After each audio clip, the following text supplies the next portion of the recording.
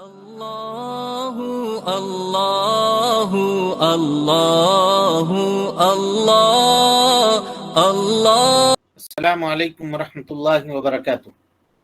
وعلیکم السلام ورحمۃ اللہ وبرکاتہ.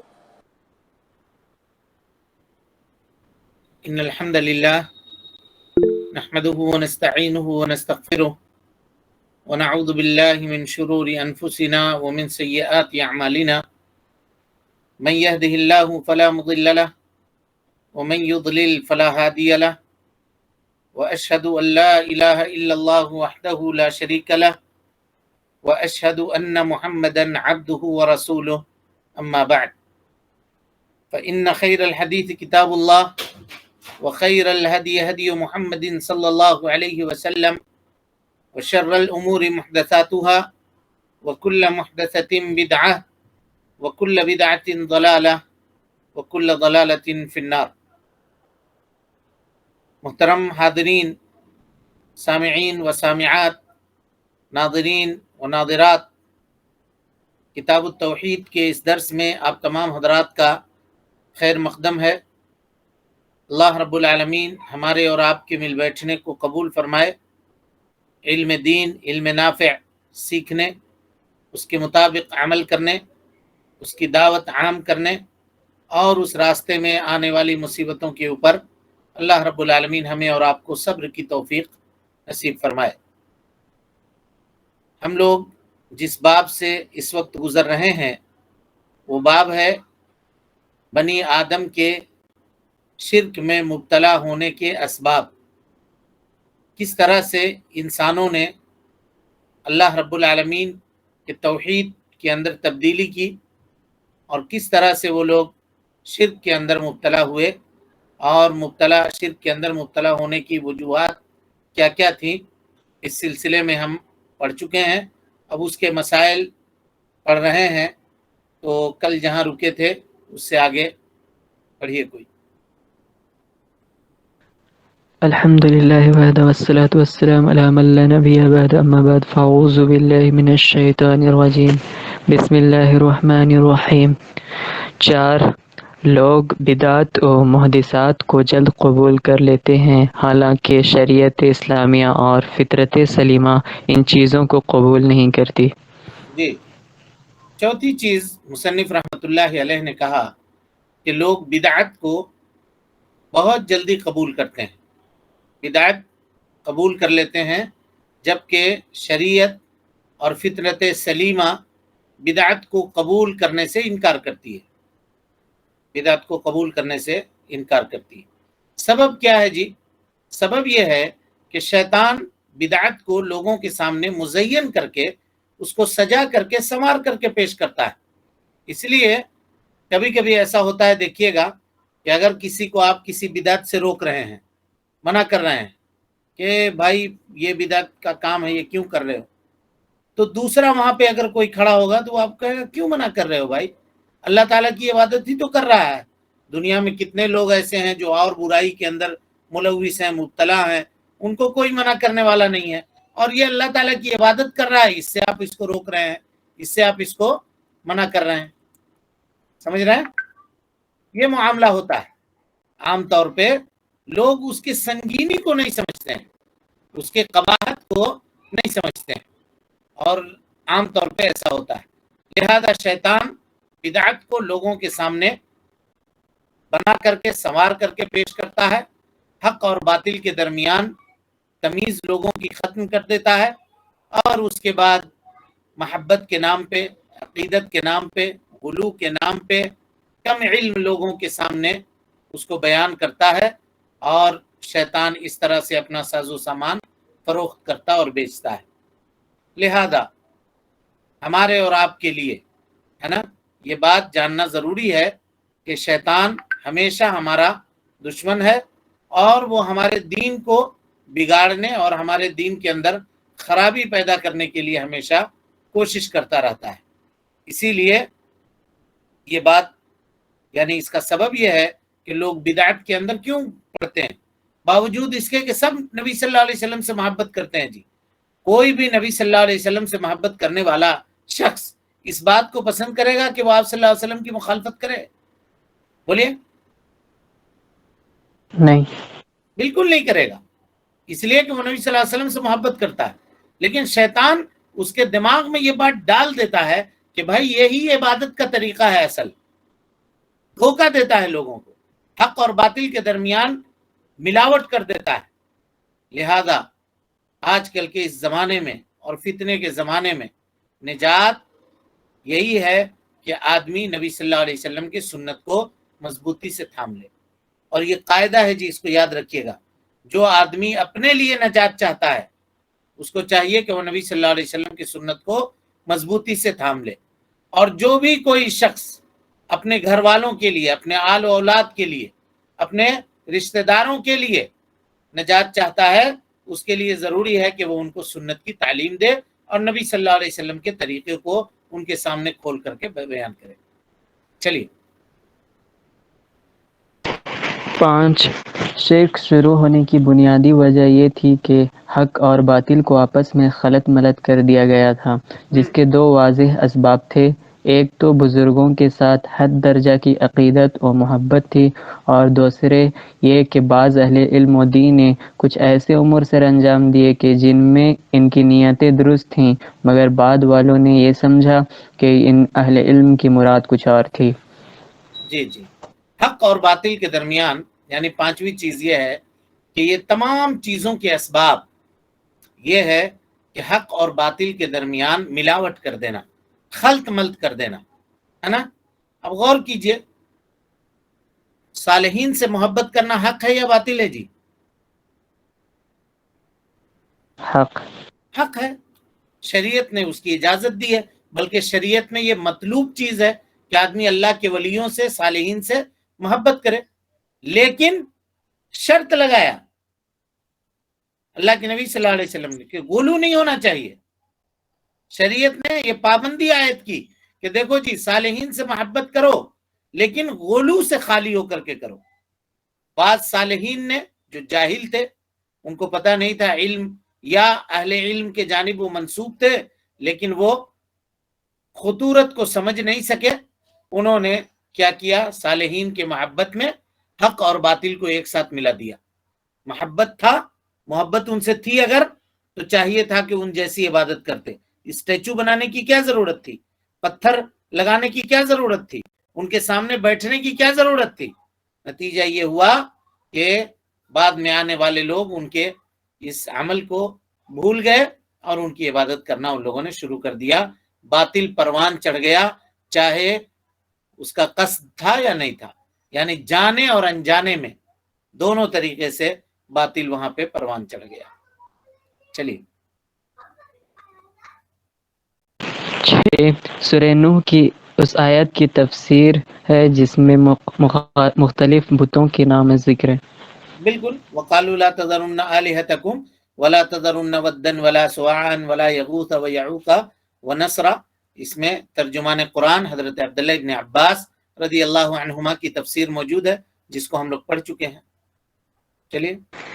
7. فطری طور پر انسان کا مزاج اور اس کی طبیعت کی کچھ ایسی ہے کہ اس کے دل میں حق آہستہ آہستہ کم ہوتا جاتا ہے جبکہ باطل بڑھتا رہتا ہے.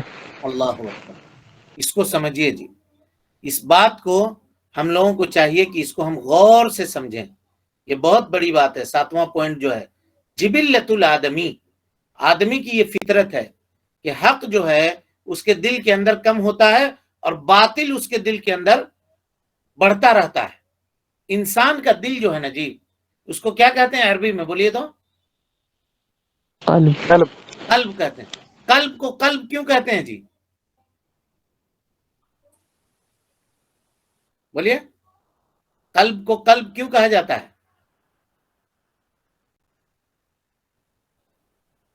اس لیے کہ وہ پلٹتے رہتا ہے، ایک حال پہ وہ باقی نہیں رہتا.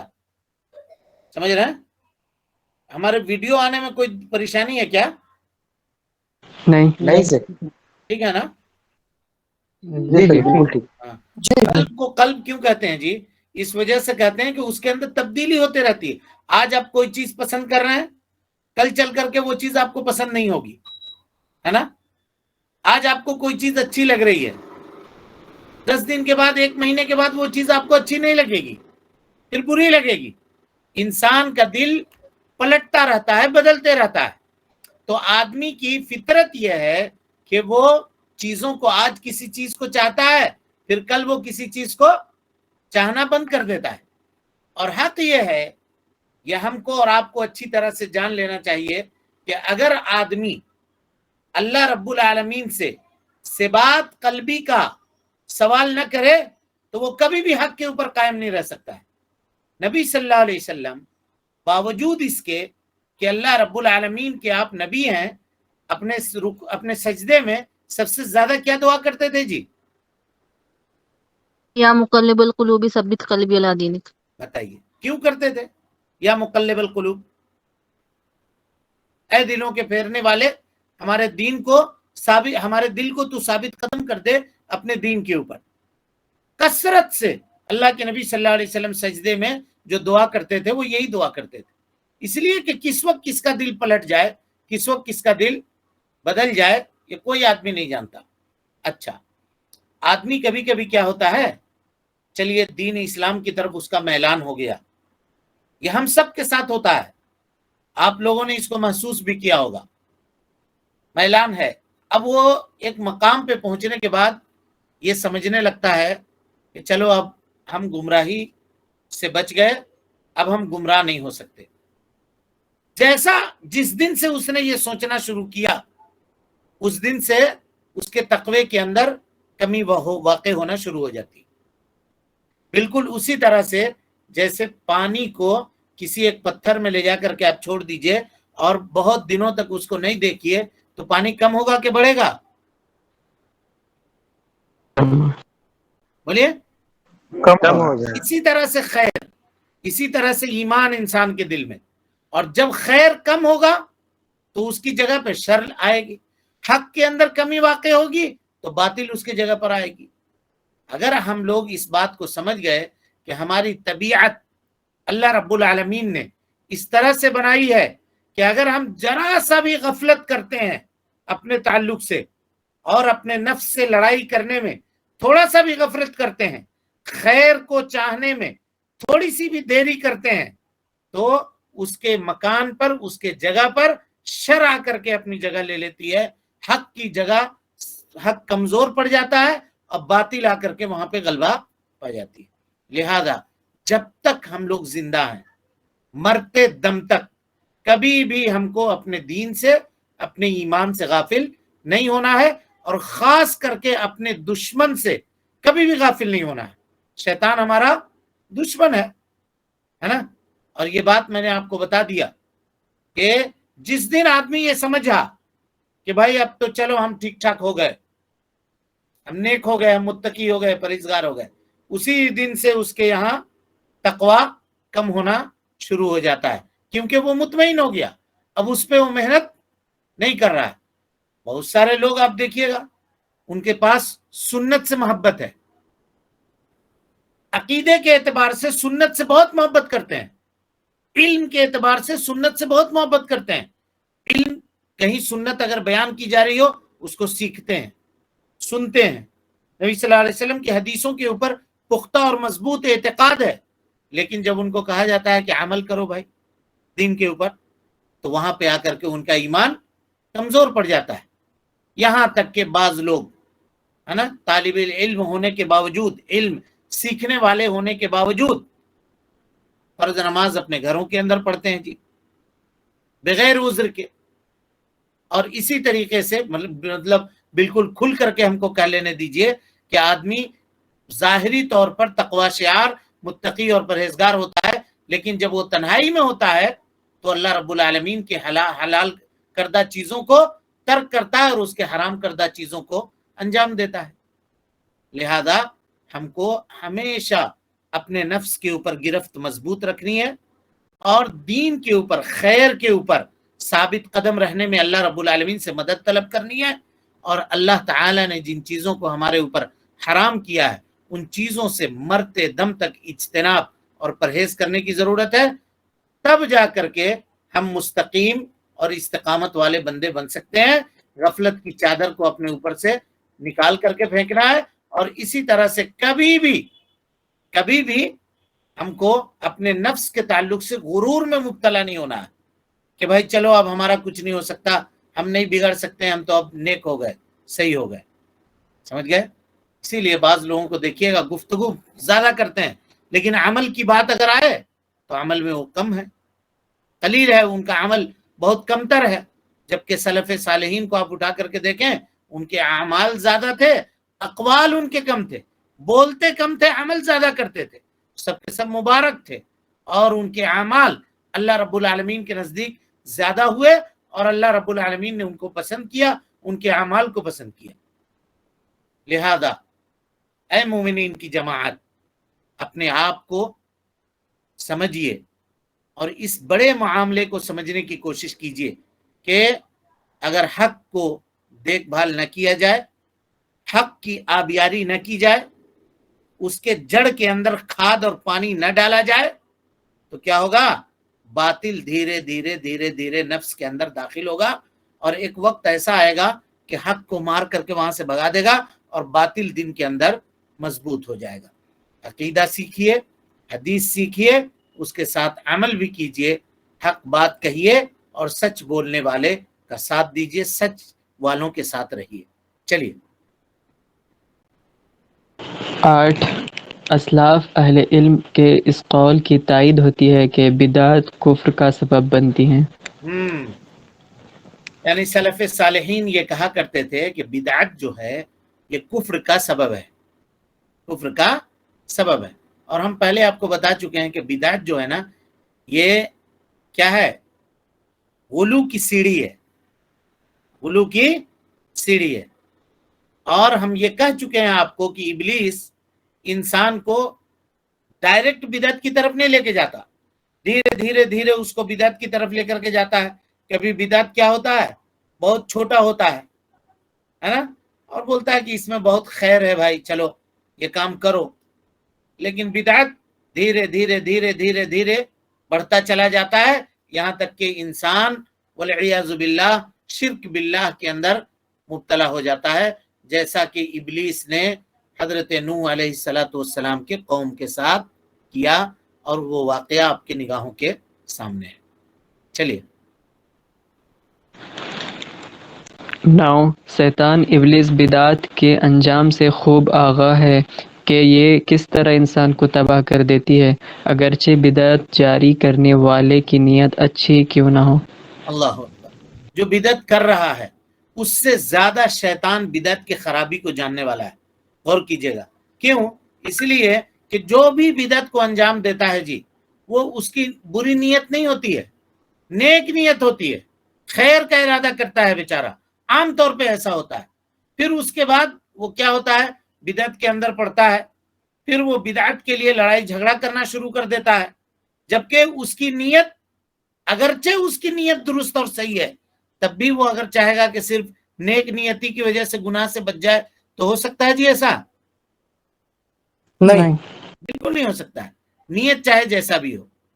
اب پھر دھیرے دھیرے کیا کرتا ہے؟ وہ بدعت کرتا ہے، پھر دیکھیے گا ایک وقت آئے گا جب وہ بدعت کی طرف لوگوں کو بلائے گا، کرنے کی دعوت دے گا، جھنڈا لے کے آگے آگے چلے گا، خوب محفلیں سجائے گا، پیسہ خرچہ کرے گا اس کے لیے، آگے بڑھ چڑھ کر کے اس کا کام کرے گا، اس کے گناہ کے اندر اضافہ ہوتا چلا جاتا ہے، اور اسی طریقے سے یہ بدعت اس کے خاندان میں نسل در نسل پھیلتی چلی جاتی ہے، اور محبت، سنت سے محبت کم ہوتی چلی جاتی ہے۔ اسی لیے جی سلف صالحین نے یہ کہا ہے کہ ابلیس کو نا گناہ سے زیادہ بدعت پیاری ہے۔ سلف کہتے تھے البدعۃ احب الی الابلیس من المعصیہ، ابلیس کو گناہ سے زیادہ بدعت پیاری ہے۔ یعنی کوئی آدمی چوری کرے تو ابلیس کو اتنے خوشی نہیں ہوتی، لیکن اگر کوئی آدمی بدعت کا کام انجام دے دے تو اس کو بہت زیادہ خوشی ہوتی ہے۔ کیوں؟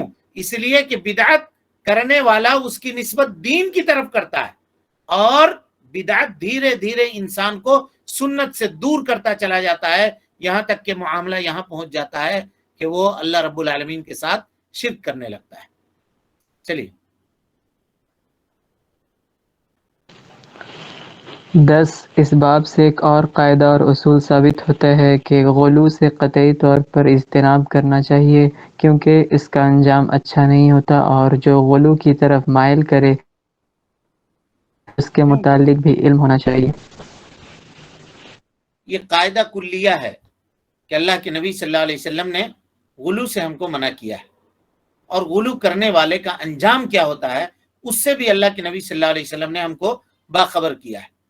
دین اسلام کے اندر جی اس کو یاد رکھیے گا، دین اسلام کے اندر غلو کی ساری قسمیں حرام ہیں، نبی صلی اللہ علیہ وسلم نے منع کر دیا، اگرچہ چھوٹا سے چھوٹی بات، چھوٹی سے چھوٹی بات کیوں نہ ہو، جیسے کہ کل ہم نے بتایا تھا کنکری مارنا چھوٹی بات ہے، لیکن اللہ کے نبی صلی اللہ علیہ وسلم نے وہاں بھی غلو کرنے سے منع کر دیا۔ اس لیے بھائی دیکھیے غلو جو ہے نا ایک اندھیری سرنگ ہے جی، اور ایسا گڑھا ہے کہ اگر اس میں آدمی ذرا سا جھانکنے کی بھی کوشش کیا تو تیزی سے اس کے اندر وہ ڈوبتا چلا جائے گا، گرتا چلا جائے گا، اور اس سے نکلنا اس کے لیے بہت مشکل ہو جائے گا۔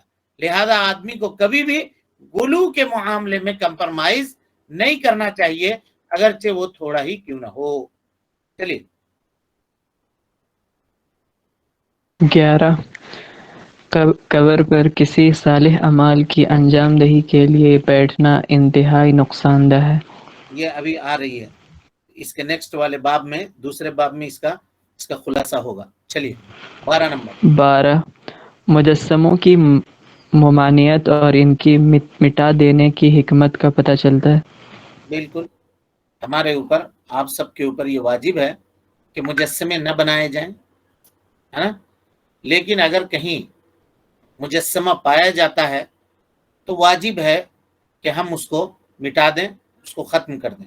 لیکن یہاں ایک چیز دیکھیے جی، مجسمہ مٹانا یہ کسی انڈیویجول کا کام نہیں ہے، ہمارا اور آپ کا کام نہیں، یہ معاملہ ولی امر کا ہے، حاکم کا ہے نا، لوگوں کے اوپر مسلط ہونے کا اسلام نے حکم نہیں دیا ہے نا۔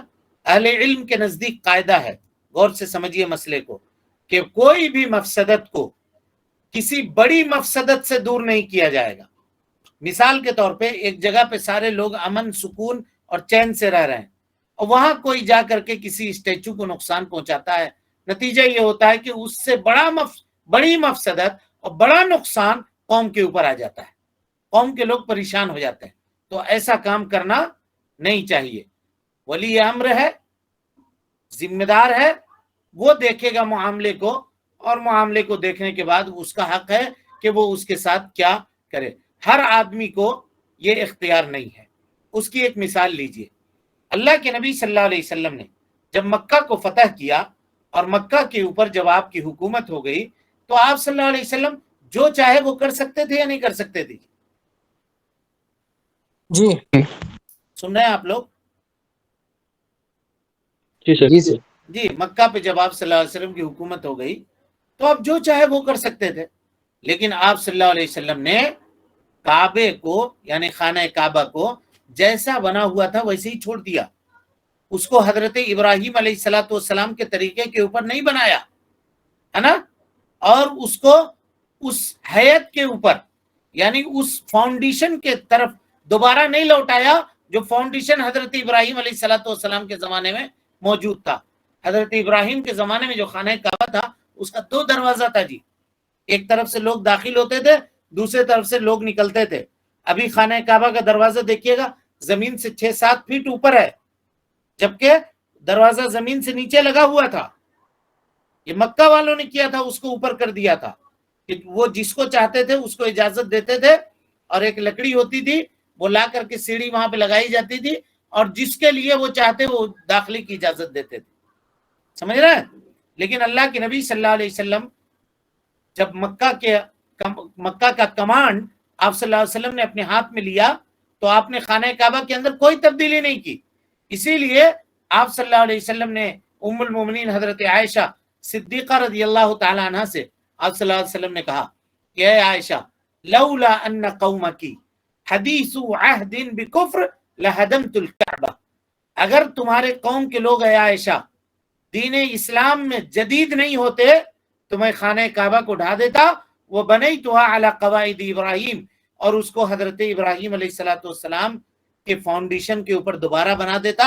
وَجَعَلْتُ لَهَا بَابَيْنِ، اور اس کے لیے میں 2 دروازے رکھ دیتا. لیکن کون سی چیز اللہ کے نبی صلی اللہ علیہ وسلم کو روکنے والی تھی جی؟ اس سے بڑا مفسدت وہ یہ کہ لوگ مرتد ہو جاتے. جو لوگ ابھی ابھی دین اسلام میں داخل ہوئے تھے وہ یہ کہتے کہ ہمارے باپ دادا کے زمانے کا بنایا ہوا خانہ کعبہ کو آپ نے ڈھا دیا، آپ نے توڑ دیا.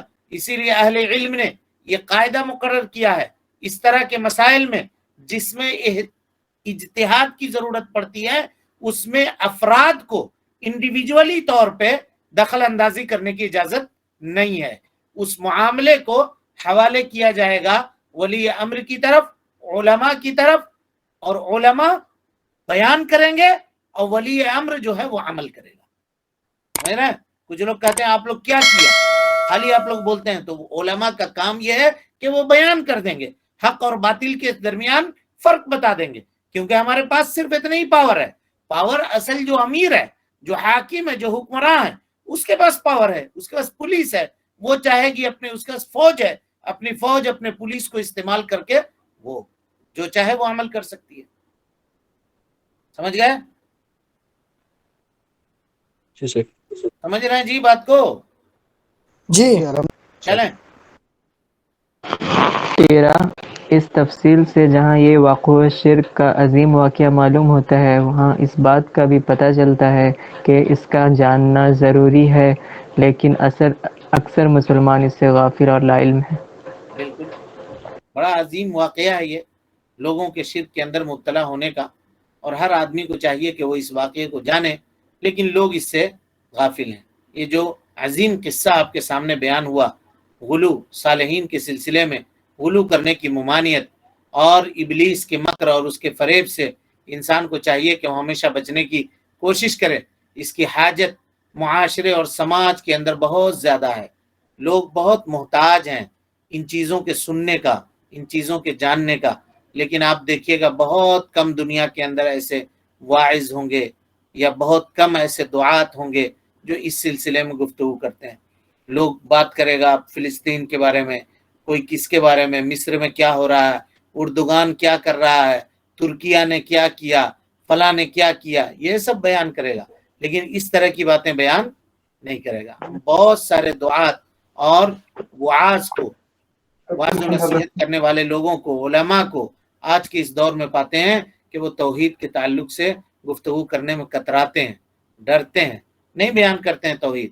کہتے ہیں ہم توحید بیان کریں گے تو اختلاف ہو جائے گا، یا اگر ہم توحید لوگوں کے سامنے کھول کھول کر کے بیان کرنے لگیں تو جو توحید کی مخالفت کرتا ہے وہ ہم سے دشمنی مول لے گا، یا ہمارے اپنے لوگ دشمن ہو جائیں گے، یا ہم کو جو پاپولرٹی حاصل ہے، ہر دل عزیز جو ہم بنے ہوئے ہیں، اس میں کمی ہو جائے گی. ہر آدمی کرسی ہم کو نہ بڑھاوے گا، سب کہنے لگے گا کہ دیکھو یہ تو اب ہم کو بول رہے ہیں، ہم کو بول رہے ہیں.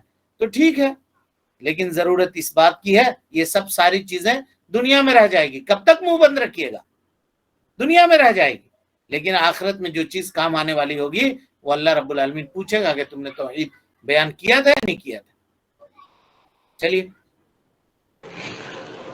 14 افسوس کی بات تو یہ ہے کہ لوگ یہ واقعہ کتب تفسیر و حدیث میں پڑھتے ہیں اور سمجھتے بھی ہیں کہ کس طرح اللہ تعالیٰ ان کے اور ان کے دلوں کے درمیان حائل ہوا تھا، پھر بھی سمجھتے ہیں کہ قوم نوح کا یہ عمل قبر پرستی، بزرگوں کی غایت درجہ تعظیم، قبروں پر مجاور بننا وغیرہ افضل ترین عبادت ہے. اور وہ یہ بھی اعتقاد رکھتے ہیں کہ جس بات سے اللہ اور اس کے رسول صلی اللہ علیہ وسلم نے منع فرمایا ہے وہ ایسا کفر ہے جو کسی کے جان و مال کو مباح کرتا ہے. اللہ اللہ اکبر. اب غور کیجیے آج کے زمانے میں جو مجاور بنے ہوئے ہیں، جو قبروں کے اوپر بیٹھ کر کے عبادت کرتے ہیں، وہاں چادریں چڑھاتے ہیں، کیا ان کے علماء قرآن کی تفسیر میں سورہ نوح کی آیت کی اس تفسیر میں یہ تفسیر پڑھتے ہوں گے کہ نہیں پڑھتے ہوں گے؟ حضرت عبداللہ ابن عباس کی یہ تفسیر بولیے. یا قرآن کی تفسیر پڑھنے والا کوئی بھی آدمی وقالوا لا تذرن آلهتكم ولا تذرن ودا ولا سواعا ولا يغوث ويعوق ونسرا کی جب تفسیر پڑھتا ہوگا تو یہ حدیث پڑھتا ہوگا کہ نہیں پڑھتا ہوگا؟ جی. تعجب ہے کہ لوگ اس قصے کو جانتے ہیں توحید کے قطعی دلائل سے واقف ہیں اور شرک سے منع کرنے والے دلائل کو جانتے ہیں، باوجود اس کے وہ اللہ رب العالمین کے ساتھ شرک کرتے ہیں، اور شرک کر کے یہ سمجھتے ہیں کہ یہ توحید کا سب سے بلند مقام ہے۔